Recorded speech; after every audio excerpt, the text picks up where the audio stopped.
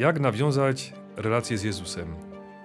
Rozważyłem Ewangelię o wskrzeszeniu córki Jaira i znalazłem 4 zasady, 4 warunki zawiązania przyjaźni z Jezusem. Pierwszy warunek. Jair jest przełożonym synagogi, przychodzi do Jezusa i prosi o pomoc, bo jego córeczka umiera. Jako przełożony synagogi Jair wiedział, że naraża się na ostracyzm. Jak to on, który stoi na czele synagogi, ma przyjść do Jezusa, wiedział, co za to grozi. Wiedział, jaką opinię ma Jezus, na przykład jeśli chodzi o Sanhedryn. Pokonuje ten opór, ponieważ w grę wchodzi relacja z dzieckiem, relacja z córką. Zapomina o wszystkim, o swoim urzędzie, o swojej pozycji, o swojej reputacji. Pierwszy warunek to być w głębokiej, dojrzałej relacji z drugim człowiekiem.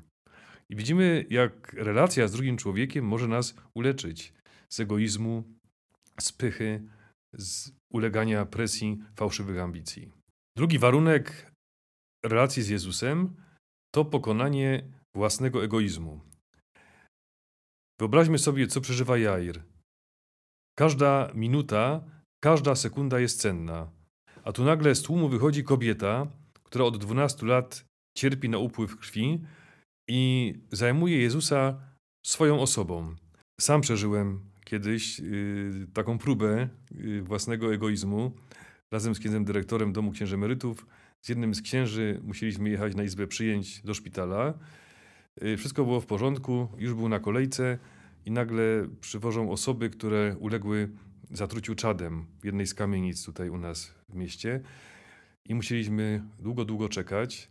Mieliśmy świadomość, że tu chodzi o pierwszą pomoc, o ratowanie życia, ale wtedy ten czas się bardzo dłużył, bo nasz ksiądz również był chory i wymagał szybkiej pomocy. Więc odczułem, co mógł przeżywać Jair w tej sytuacji, kiedy spieszno mu byłoby ratować córkę, a tu ta kobieta swoimi prośbami zatrzymuje Jezusa. Jair musi przeżywać koszmar.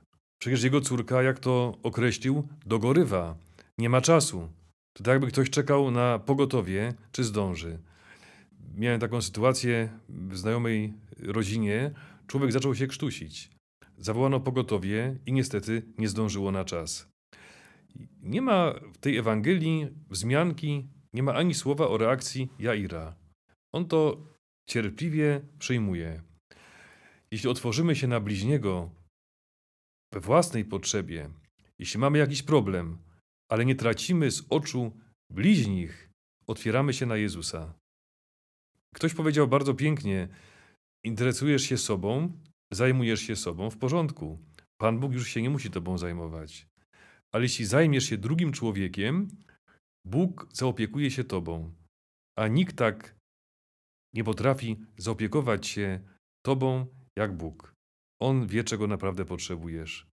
Jair przechodzi przez tą drugą próbę, cierpliwie przetrzymuje ten czas, kiedy Jezus poświęca uwagę kobiecie. Trzeci warunek to nie ulegać presji ludzi tego świata. Zauważmy, że kiedy Jair z Jezusem docierają do domu, słychać głośny płacz i zawodzenie. To nie są przyjaciele Jaira, którzy opłakują jego córkę, już wtedy zmarłą. To są zawodowi płacze i płaczki. To byli ludzie, którzy zgodnie z tradycją mieli zawodzić, krzyczeć, nawet wyrywać sobie włosy, aby podkreślić jeszcze smutek. Byli wynajmowani za pieniądze. O tym, że był to fałszywy i pusty płacz, świadczy to, że gdy Jezus mówi, dziewczynka nie umarła, tylko śpi, oni natychmiast zaczęli się śmiać, zaczęli go wyśmiewać. Więc z płaczu przechodzą od razu automatycznie w śmiech. Przejście przez próbę śmiechu, wyśmiania. W tym świecie nam to dzisiaj grozi. Niedawno moja znajoma, pani doktor habilitowana jednej z uczelni, mówi, że u nich, to jest państwowa uczelnia, dzisiaj studenci wierzący nie mają łatwo, bo wielu profesorów wyśmiewa się z ludzi wierzących. Mało tego, na kierunku związanym z filologią, na kierunku związanym z literaturą, nie można mówić że poeta nawiązał do zmartwychwstania Jezusa, tylko trzeba powiedzieć, nawiązał do mitu o zmartwychwstaniu albo do mitu o Jezusie. I to jest dziś poprawne i studenci, wielu z nich ulega tej presji, nawet wierzący. Opowiadał mi jeden z moich znajomych, student jednej z uczelni, że na zajęciach z etyki prowadzący zaczął wyśmiewać postawę świętego Maksymiliana Kolbe. I mówi, jako profesor etyki, ja się z tym nie zgadzam, to jest szczyt głupoty. Oddać życie za bliźniego. To jest naiwność, to nie jest żadna świętość. Ten mój znajomy nie wiedział, co zrobić. Nie był tak wytrawnym naukowcem jak ten jego profesor, ale nagle znalazł pomysł, jak zareagować. Wstał, poprosił o głos. Proszę bardzo, mój profesor. I mówi, dla mnie, panie profesorze, święty Maksymilian był bohaterem. Odwrócił się do grupy i mówi, kto uważa, że święty Maksymilian był bohaterem? Ręka w górę. W górę zostały uniesione wszystkie ręce. A kto uważa, że popełnił głupstwo? Nikt nie podniósł ręki. W prosty sposób, być może Duch Święty mu podpowiedział, jak zareagować, znalazł sobie odwagę, by przejść przez ten opór bycia wyśmianym i odrzuconym przez świat. I Jair musiał przejść przez próbę śmiechu tych, którzy byli zgromadzeni, by opłakiwać jego córkę. Nic sobie z tego nie robił. Kiedy Jezus zobaczył zakłopotanie Jaira, mówi, nie bój się, wierz tylko. I wreszcie trzeci opór to opór własnego braku zaufania. Moi kochani, ktoś powiedział, że gdy są w pokoju drzwi i okna, to wyjście z pokoju wiąże się z ludzką nadzieją. Kiedy nie ma drzwi i okien, no to nie jest tak jak w tym kawale o Chucku Norrisie. Wchodzi policja i mówi, stop, wszystkie wyjścia są zablokowane, nie masz już pola ucieczki, możliwości ucieczki. Co zrobił Chuck Norris? No wyszedł wejściem. To nie o to chodzi. Wtedy, kiedy są wszystkie okna, drzwi pozamykane, kiedy nie ma drzwi i okien, kończy się ludzka nadzieja i zaczyna się nadzieja Boża. Zauważmy, że Jair do tej pory musiał wierzyć w to, że Jezus może uzdrowić jego córkę.